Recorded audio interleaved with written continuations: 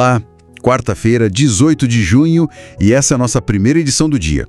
Hoje a gente mergulha em fontes que, olha, apontam para um momento, talvez, decisivo na democracia brasileira. Vamos falar daquela histórica tutela militar, sabe? E de uns sinais bem recentes que talvez, só talvez, indiquem uma ruptura. O ponto de partida é algo, uau, inédito mesmo. Pela primeira vez desde a redemocratização, temos generais, outros oficiais de alta patente, até um almirante, virando réus no Supremo. E a acusação é pesada. Tentativa de golpe de Estado. Tudo ligado ali ao finalzinho do governo Bolsonaro. Nomes como Braga Neto, Augusto Heleno, Paulo Sérgio Nogueira estão lá. O que a PF e o MPF apontam é um plano que, poderia envolver até sequestros, prisões ilegais, tudo para manter o então presidente no poder. É difícil até medir o peso histórico disso, sabe? Esse processo no STF, ele não é só sobre pessoas, indivíduos. Ele confronta, assim, de frente, décadas de uma percepção de impunidade, né? E reabre com força total aquele debate qual é o papel das Forças Armadas na democracia. É um lembrete, né? Bem forte, de que o Brasil ainda lida com as sombras bem longas daquele período militar. Com certeza. E para a gente entender de onde vem essa ideia, né, de um papel político meio diferenciado para os militares, as fontes levam a gente longe. O historiador Carlos Fico, da UFRJ, ele aponta que isso não é de agora. Tem raízes lá no século XIX. Ganhou força depois da Guerra do Paraguai, por exemplo, quando alguns setores militares começaram a se ver meio como tutores da nação. E não dá para esquecer, né, a própria proclamação da República, lá em 1889, foi na essência um golpe militar. Exato, exatamente.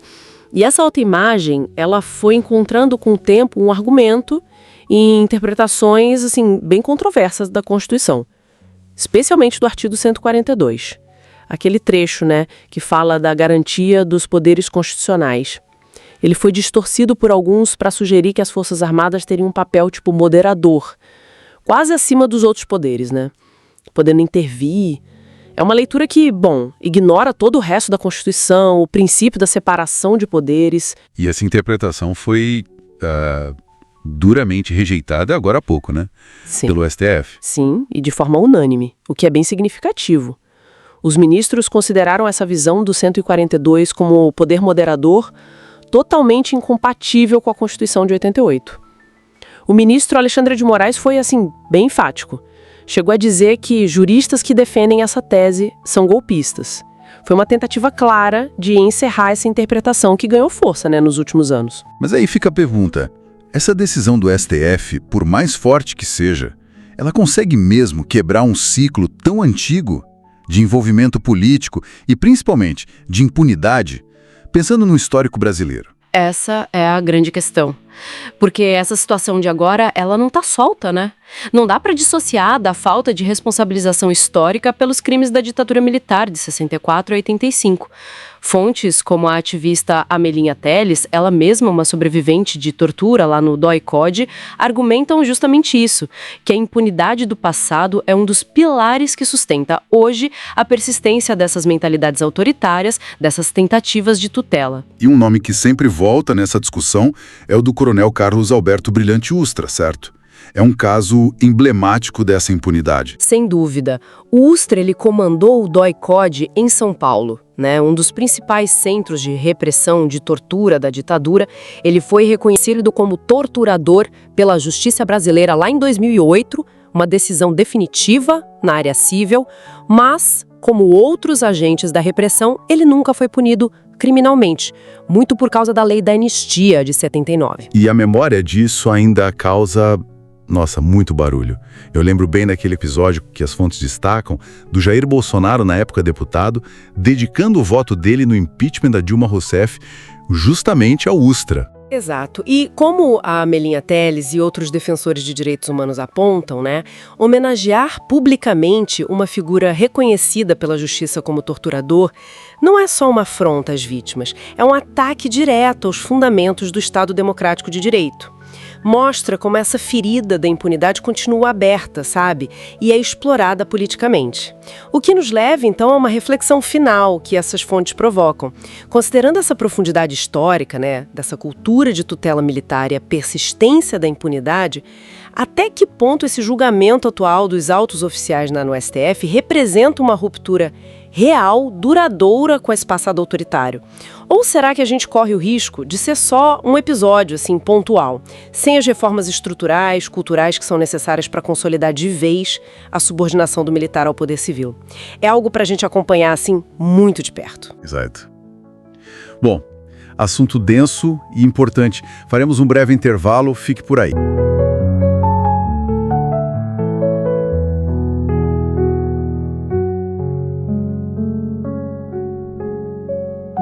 Olá, vamos direto ao ponto, né? Pela primeira vez desde o fim da ditadura, a gente está vendo militares de alta patente respondendo na justiça por tentativa de golpe. É um momento bem marcante. Para essa conversa a gente olhou várias fontes, sabe? Artigos da Carta Capital, do Valor Econômico, o Globo, Agência Pública, e também análises de especialistas, tipo o historiador Carlos Fico e a ativista Melínia Teles. Exato. E o nosso objetivo aqui hoje é justamente tentar conectar os pontos principais que essas fontes levantam. Tipo, o debate que não acaba sobre a lei da anistia, né? O papel do Congresso nisso tudo, a resistência que existe para mexer no artigo 142 da Constituição, as tensões que são bem visíveis entre o Poder Civil e as Forças Armadas e, claro, essa discussão urgente sobre como construir uma nova cultura democrática no Brasil. Certo. Então vamos organizar isso. O ponto de partida que está em todo lugar, em todas as fontes, é esse. Generais, outros oficiais, no banco dos réus. Isso, por si só, já é uma ruptura, né? Com décadas de uma cultura de impunidade que, bom, tem raízes históricas bem profundas aqui. E falando nessas raízes, as fontes são bem claras em apontar a Lei da Anistia, lá de 1979, como um elemento-chave dessa impunidade. O Carlos Fico, por exemplo, ele lembra que a oposição, na época, ela sabia que a lei ia acabar beneficiando agentes do regime militar. Embora o STF, o Supremo, tenha confirmado a validade da lei, é importante lembrar, né, que a Corte Interamericana de Direitos Humanos já condenou o Brasil, justamente por não investigar crimes da ditadura, como no caso da guerrilha do Araguaia. A tentativa de golpe de 2022, claro, reaqueceu todo esse debate sobre revisar a anistia. Mas o Fico, nas análises dele, ele parece um pouco cético, sabe? Sobre uma mudança real de posição do STF quanto a isso. Entendo. E essa questão histórica da impunidade, ela parece que se reflete hoje nessas tensões atuais, né? As fontes chegam a detalhar umas estratégias de defesa que estão sendo usadas no STF para talvez adiar o julgamento dos militares. Pedidos de acareação, por exemplo. Aquele confronto para esclarecer contradições, né? E tem mais, teve a prisão recente de um ex-ministro, acusado de ajudar o Mauro Cid num plano de fuga. Isso sugere que talvez ainda existam redes de proteção funcionando, né? Além disso, as fontes também falam de divisões, sabe? Depoimentos que não batem entre os próprios militares que são réus. Então, uma situação complexa ali dentro também. Pois é. E aí entra o Congresso Nacional nesse cenário. E ele surge como um ator complexo, para dizer o mínimo. Fontes como a Melínia Teles, que tem uma longa história na luta por direitos humanos, criticam o legislativo. Na visão dela, ele acaba minando pautas democráticas. A gente vê episódios de violência de gênero, ataques a direitos. E aquela PEC, a proposta de emenda à Constituição, que tenta limitar a militar da ativa na política, continua parada. Algumas análises que a gente leu também interpretam a postura do ministro da Defesa atual como talvez mais alinhada aos interesses militares do que ao fortalecimento do controle civil sobre eles. É uma leitura presente nas fontes. Isso, e aí a gente chega no famoso artigo 142 da Constituição. O que eu achei bem interessante nas fontes, incluindo Folho e reportagem do Valor, foi ver como interpretações, digamos, distorcidas desse artigo foram usadas historicamente para alimentar aquela ideia de um poder moderador para as Forças Armadas, né? A reforma desse artigo, então, é vista por muitos analistas citados como algo crucial para a gente virar essa página do golpismo. É bom lembrar que o próprio STF já negou essa interpretação golpista algumas vezes recentemente. Mas o que é fascinante, e fontes como as da Melinha Telles ressaltam muito isso, é que o problema parece ir mais fundo, sabe? É quase cultural.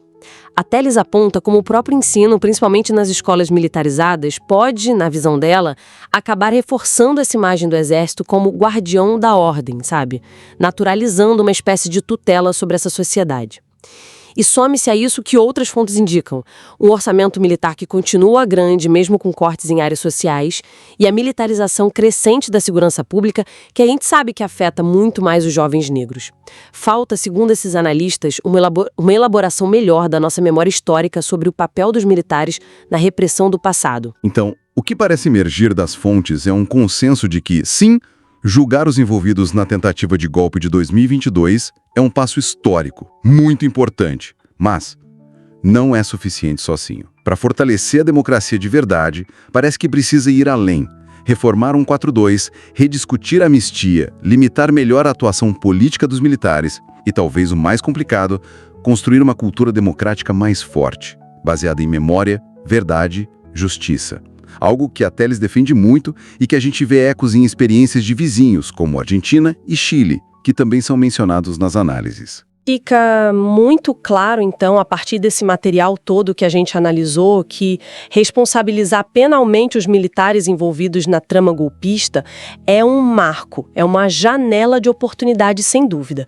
Contudo, para a democracia brasileira se consolidar de vez, para se afastar desse fantasma da tutela militar, as fontes sugerem que são essenciais reformas estruturais, profundas e principalmente uma mudança cultural mesmo, na relação entre poder civil e forças armadas. Fica para a gente pensar então uma frase da Melinha Telles, que apareceu numa das fontes.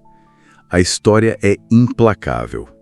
Se não enfrentamos, ela volta e sempre mais violenta. A pergunta que fica no ar é: como é que o Brasil pode, de fato, cortar essas amarras que ainda prendem a democracia aos quartéis para garantir um futuro diferente? Bom, essa foi a nossa análise de hoje. Lembrando que o podcast vai ao ar de segunda a sexta, às 7 da manhã, meio-dia e 5 da tarde, e também aos sábados, ao meio-dia. Até a próxima!